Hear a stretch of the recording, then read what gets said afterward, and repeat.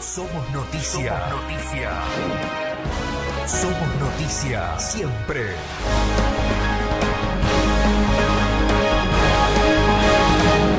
Exposiciones, si nos podés contar bien quiénes son los que van a participar y por qué.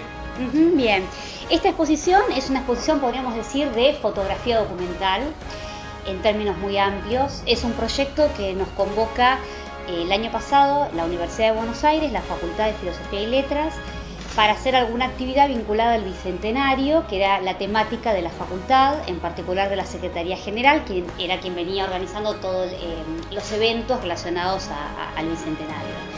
Me convocan a mí y yo invito a participar a un grupo fotográfico que yo dirijo, que es Ojo Filoso. Este grupo surge como una extensión del proyecto de fotografía documental que funciona en la Facultad de Filosofía y Letras. Ellos son la mayoría egresados de este espacio y generamos este grupo fotográfico como una extensión de este programa de fotografía de la facultad. ¿Y por qué Ojo Filoso? ¿Por qué Ojo Filoso? Porque tardamos mucho en decidir el nombre, ¿no? ¿Cuál podía ser el nombre que más nos representara? Y en algún momento surgió Ojo Filoso y nos gustó. Lo vinculamos también con la idea de un ojo que mira, que está atento, que busca, que descubre y al mismo tiempo que mira de una manera muy particular. Esto de filoso tiene que ver con la idea de un encuadre, de decidir, de elegir, de cortar, de seleccionar.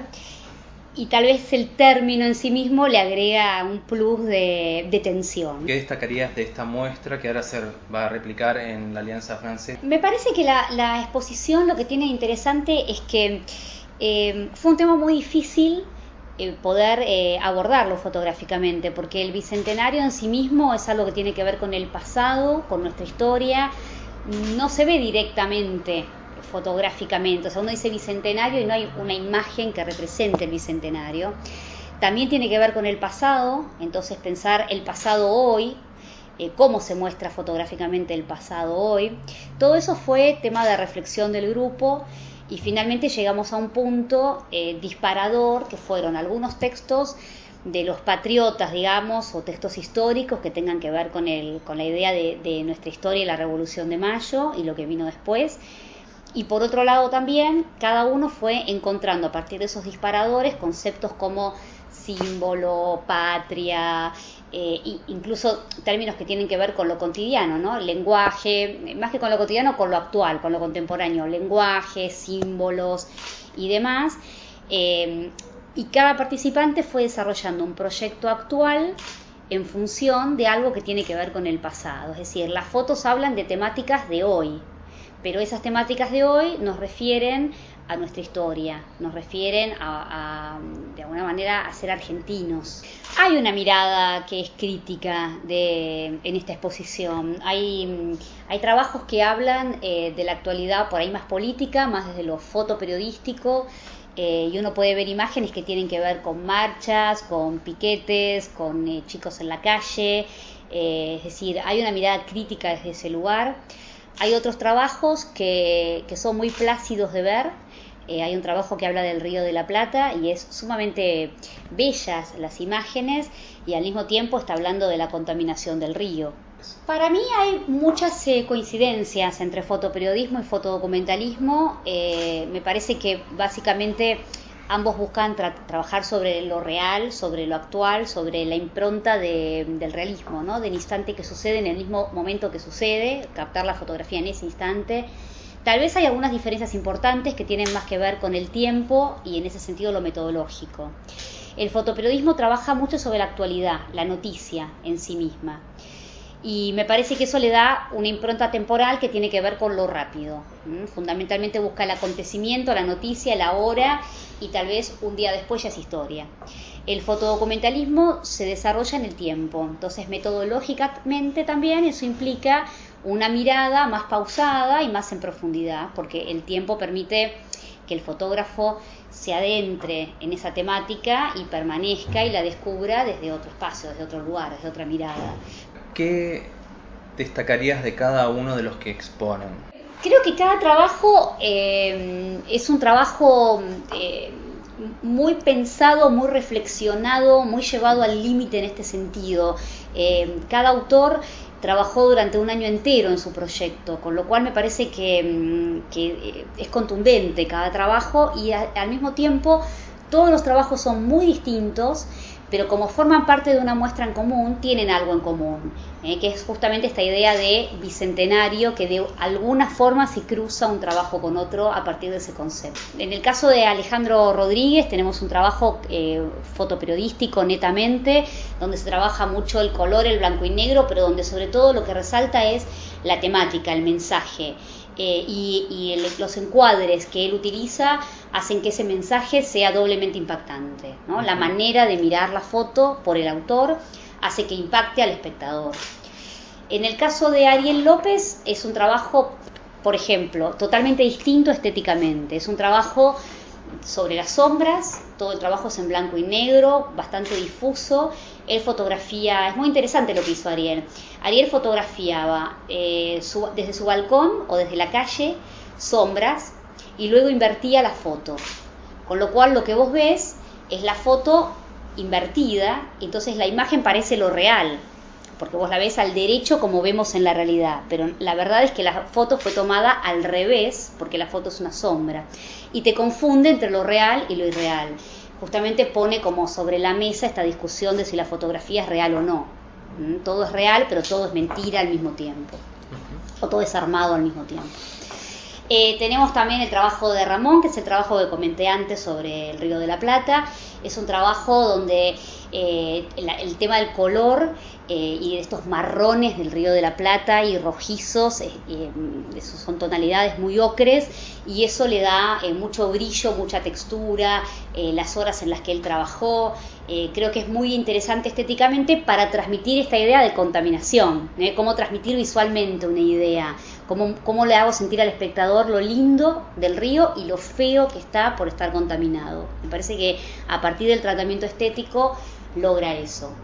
Tenemos también el trabajo de Florencia Lorré, que se llama Educandos, y en realidad es interesante el trabajo de Florencia porque parte de una cita de Manuel Belgrano, su trabajo, donde habla de la importancia de que las mujeres aprendan a leer y escribir. Y sin embargo, hoy, 2011 o 2010, ella participa de una escuela donde las que van a aprender básicamente son mujeres de más de 40 años. Incluso hay señoras de 80 años, ¿no?, aprendiendo a alfabetizarse. Entonces nos hace pensar que cambió en estos 200 años. Tenemos otro trabajo que es el de Roberto Criado. Es un trabajo de un bar típico de Buenos Aires.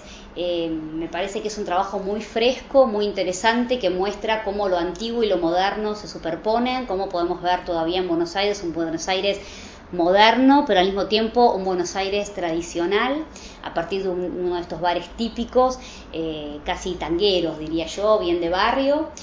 Y el trabajo de Laura, por ejemplo, de Laura Berdinelli, por ahí parte de una misma idea, pero conceptualmente y el resultado del trabajo es totalmente otro, no tiene absolutamente nada que ver con el trabajo de Roberto. Laura parte de fotografiar edificios modernos, mostrando la modernidad de la ciudad hoy y ver como una ciudad de vistas al futuro, pero también es el recorte de un ojo, porque esos edificios nos muestran una ciudad del futuro, ¿no? Otro espacio de Buenos Aires nos mostraría una ciudad del pasado, del presente, o con muchos problemas sociales. Sin embargo, esos edificios nos hacen pensar en el mundo del futuro, en la perfección, en un estilismo totalmente distinto al que estamos acostumbrados a mirar.